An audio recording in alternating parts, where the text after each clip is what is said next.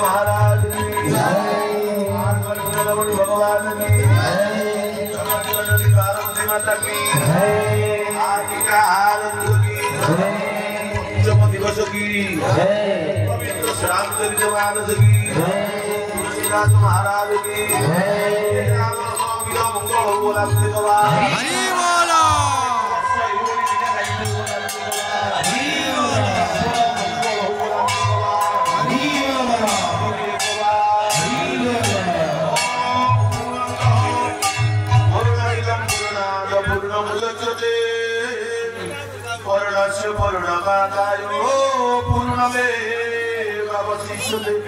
ओम शांति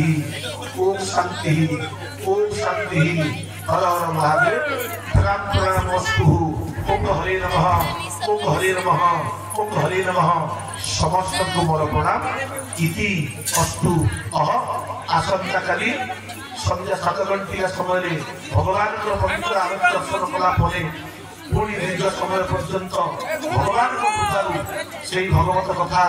से हरि कथा से प्रवचनिक ढंग से लिखि शिक्षा 10 घंटा समय पर्यंत आपण रखा अनुष्ठान स्थिरीकृत आपण मैंने बहुत संख्यार सहयोग करेंगे आदि भली एवं सुरुखुरी भगवत कथा शुणी निजक धन्य मन करेंगे इति अस्तु प्रणाम।